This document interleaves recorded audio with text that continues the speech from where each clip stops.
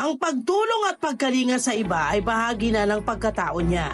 Siya si Jessica Silva, isang youth advocate at youth organization founder. Sa mga sariling karanasan at pinagdaanan ng ilang kaibigan, nakita ni Jessica ang kahalagahan ng edukasyon at pagiging maalam sa mga impormasyon. Ngayon, isa na si Jessica sa sumisigurong lahat ng kabataan ay dapat magkaroon ng magandang kinabukasan. Upang kanilang mas ipag-ibayuhin pa ang kanilang abilidad, kapabilidad at buhay. Sapagkat naniniwala pa rin ako na ang kabataan ang pag-asa ng bayan. Mas kilalanin pa natin si Jessica at ang layunin niyang makatulong sa iba dito sa KKB, Kwentong Kabarangay.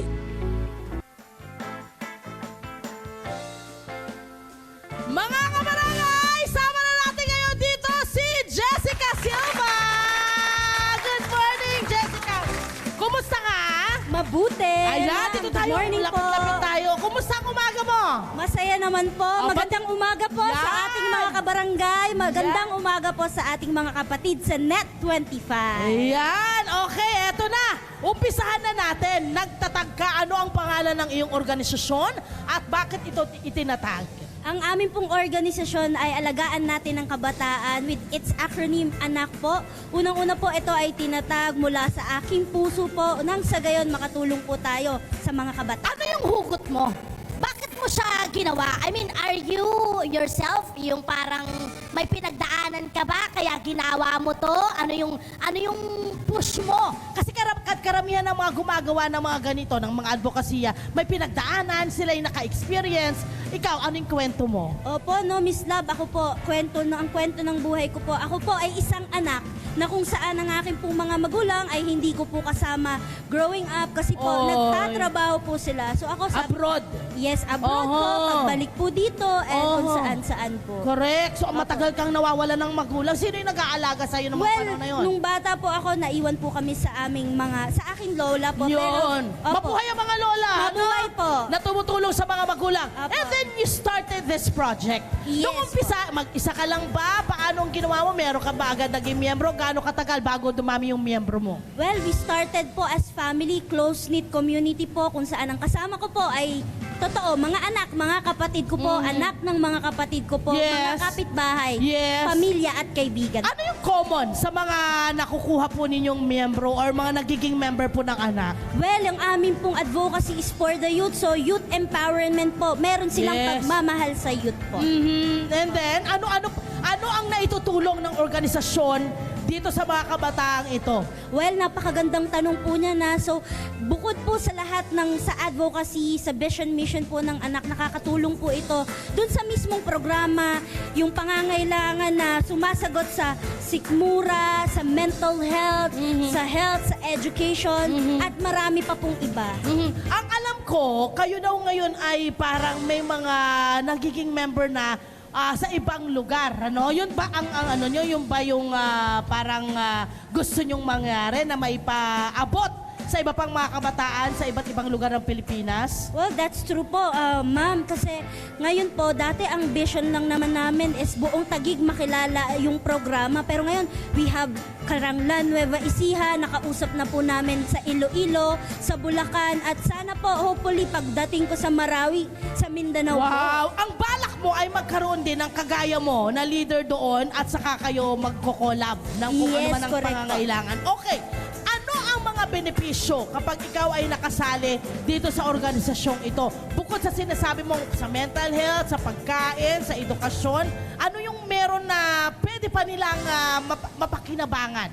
Tama po yan. So kami po sa anak po, ang aming mga members po, bukod sa libre po itong pagsali dito, wala po kaming May member. requirement? Anong requirement? Yes, correct po. May requirement po kami. We have membership form po, and of course may interview din po kami, and we do background checking po, Ma'am Love. Bakit kailangan mong mag-background check sa ating mga sa mga ating mga kabataan? Ano yung nakikita nyo na kailangang i-background check? Unang-una po, ano po ba yung pangangailangan ng kabataan na yon? At paano po makakatulong yung kabataan na yon sa kapwa kabataan nila doon sa aming pagbaba sa mga bara-barangay po? Correct. Oo.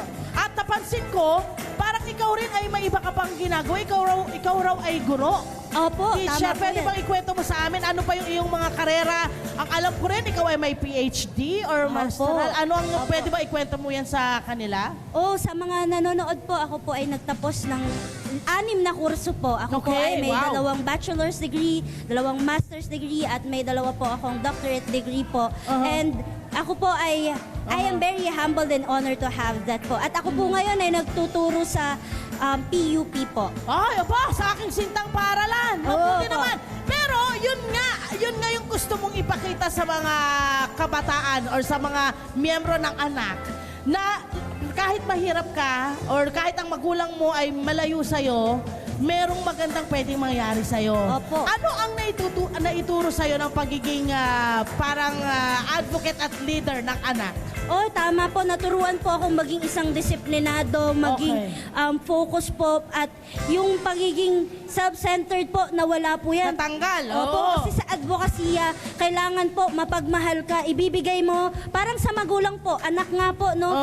Kakainin mo na, isusubo mo pa, ibibigay mo pa po doon Yes. sa mga nangangailangang kabataan po. Yes. So, Ano ang mensahe mo sa ating mga kabataan na gusto maging miyembro ng anak? Kasi sabi mo nga kahit saan, kahit sino pwede maging miyembro. Yes Yun po. lang talagang kailangan may requirement. Yes. Pero hindi naman ibig sabihin nun na meron kayong hindi ipapamember. Yes Gusto po. nyo lang makita ano yung mga problema, ano yung mga pangangailangan ng kabataan, kaya kayo nanghihingi ng requirement at form. totoo po. Tama. Okay. Anong mensahe mo sa ating mga kabataan?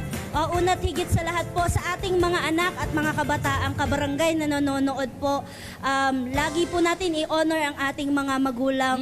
Pasaat saan po, kahit saan ka nakakarating, let's learn to look back po. Sabi nga po ni Dr. Rizal, ang kabataan ang pag-asa ng bayan. So sana po talaga naman na nai-empower natin ang youth, at sa mga kabataan po, marami po kayong potensyal, marami po kayong kakayanan na pwede nating Gamitin para mas magpalakas pa ng kapwa kabataan po. Yan, ang ganda, no? Ang ganda ng kanyang advocacy, hindi lang pang sarili, kundi pang kalahatan. Lalo na sa mga kabataan, hindi ka Salamat nag-focus sa sarili lamang. Okay, very, very nice. Maraming salamat. Ito na, Jessica. Tangkapin mo ang regalo. Hi! Sumama naman sa Profile, mga Kanet 25. This is Love and New Verbo. For more love, Tunipet, and Arafang updates, just click the subscribe button and follow us on our Net25 social media pages at Net25 TV and Net25 Entertainment Facebook. See ya. I love ya.